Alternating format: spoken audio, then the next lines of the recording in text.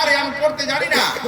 আল্লাহ রাসূল সাল্লাল্লাহু আলাইহি ওয়াসাল্লামকে আবার ফেরেশতা দ্বিতীয়বার জড়িয়ে ধরেছে, চেপে ধরেছে। ধরার পর আবারও ওই কথা বলছে যে ইয়া মুহাম্মদ ইকরা, মুহাম্মদ পড়ো। আল্লাহ রাসূল সাল্লাল্লাহু আলাইহি ওয়াসাল্লাম বলছেন মা আনা বিকারি, আমি তো পড়তে জানি না। দ্বিতীয়বার হয়ে গেল, তৃতীয়বারও চেপে ধরে একই ঘটনা। তারপরে তখন ওই ফেরেশতা নিজেই বলছেন বলো ইকরা বিসমি রাব্বিকাল্লাযী খালাক, খালাকাল ইনসানা মিন আলাক, ইকরা ওয়া রাব্বুকাল আকরাম। এভাবে আল্লাহ রাসূল সাল্লাল্লাহু আলাইহি সাল্লামকে কয়েকটি আয়াত ওই ফেরেশতা বললেন, আর আল্লাহ রাসূল সাল্লাল্লাহু আলাইহি সাল্লাম ফের বললেন। এটা বলার পর ফেরেশতা সেখান থেকে চলে গেলেন। আল্লাহ রাসূল ঘাবড়ে গেছেন, ভয় আর এত বেশি ঘাবড়ে গেছেন যে শরীরটা কাঁপছে। এই ঘটনা ঘটার পর পাহাড় থেকে কোন রকম করে নেমেছেন, নামার পর বাড়িতে আসছেন। হাদিসের শব্দে এসেছে তার জোফো বাওয়াদিরুহু, আল্লাহ রাসূল সাল্লাল্লাহু আলাইহি সাল্লামের ঘাড়ের রোগগুলো কাঁপছিল, স্কন্ধের রোগগুলো কাঁপছিল। মানুষ যখন বেশি ভয় পায় তখন মানুষের সামনে কাঁপে। আল্লাহ রাসূল সাল্লাল্লাহু আলাইহি সাল্লামের জীবনের এরকম একটা ঘটনা যেটা কোনো স্বাভাবিক ঘটনা ছিল না, এটা দেখে আল্লাহ রাসূল সাল্লাল্লাহু আলাইহি সাল্লামের শরীর কাঁপতে লেগেছে। এই কাঁপতে কাঁপতে আল্লাহ রাসূল সাল্লাল্লাহু আলাইহি সাল্লাম বাড়িতে পৌঁছেছেন। পৌঁছার পর খাদিজাকে বলছেন যে আমাকে তুমি একটা কাপড় উড়িয়ে দাও, আমাকে একটা কম্বল উড়িয়ে দাও, আমাকে একটু রেস্ট নিতে দাও, আরাম করতে দাও। আমার সাথে খুব একটা কি ধরনের আচরণ হলো আমি বুঝতে পারছি না, কিন্তু আমাকে খুব ভয় লাগছে, আমাকে একটা আগে আরাম করতে দাও। আজকালও মানুষ বলে না, যখন খুব ঝামেলা পড়ে যে আমাকে একা ছেড়ে দাও, পরে কথা বলছি, একা ছেড়ে দাও। আল্লাহ রাসূল বলছেন আমাকে ছেড়ে দাও, আর একটা কম্বল দাও, আমি একটু উড়ি। আল্লাহ রাসূল কম্বল কিছুক্ষণ থাকলেন। যখন তার ফালাম্মা যাহাবা আনহুর রাও, তার থেকে যখন ভয় ভীতি চলে গেল, তখন আল্লাহ রাসূল সাল্লাল্লাহু আলাইহি সাল্লাম খাদিজাকে বলছেন এই ঘটনা।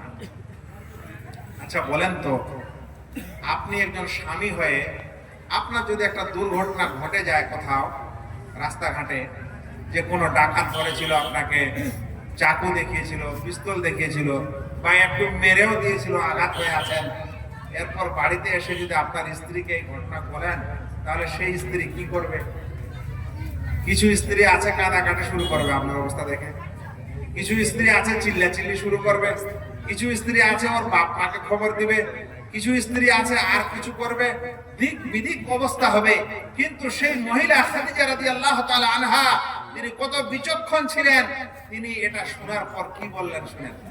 হাদিসের পরিভাষায় তিনি এটা শোনার পর বলছেন কাল্লা আবশির ফাওয়াল্লাহি লা ইউখজিকাল্লাহু আবাদা, কখনো না, আল্লাহ আপনাকে কখনো অপদস্থ করবে না, আপনি চিন্তা করেন না, আপনি সুসংবাদ নেন।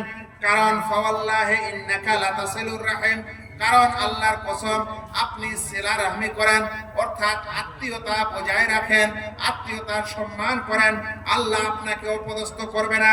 ওয়া তাসদুকুল হাদিস, আর আপনি সত্য কথা বলেন, আপনি মিথ্যুক মানুষ না, তাই আল্লাহ আপনাকে অপদস্থ করবে না।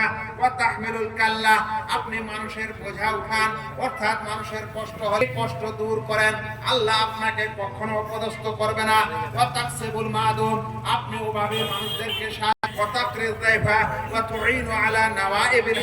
এবং যত মুসিবত হয় সেই মুসিবতের সময় আপনি মানুষের পাশে দাঁড়ান, মানুষের সাহায্য সহযোগিতা করেন, আল্লাহ আপনাকে কখনো অপদস্থ করবে না। আচ্ছা, এটা কি আপনারা রাস্তা করে রেখেছেন? এখন আবার মোটরসাইকেলও যাচ্ছে। তা আমার কথাটা কি বুঝতে পারছেন না ভাই? এটা বন্ধ করেন, এখানে যাতায়াত বন্ধ করেন।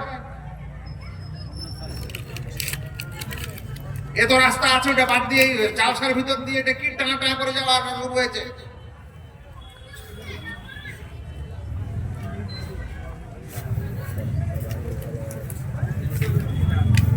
আল্লাহু আকবার। এই জন্য বলছিলাম যে আমরা যদি আমাদের নবীর মহব্বত ও ভালোবাসা স্বয়ং না করে না জানি, তাহলে আর কাকে দিয়ে করবেন বলেন? আল্লাহু আকবার। আমি বলতে পারি না ভাই, আমি ক্লাসও বলি না, কাচ্চা কাচ্চা কাজ কথা বলা বলে হলে আমার দ্বারা কথা হয় না। সব শান্ত থাকে, সুন্দর করে কথা বলা যায়, কারণ আমিও শুনি, ওদের আর শোনাই, তাহলে হয় না।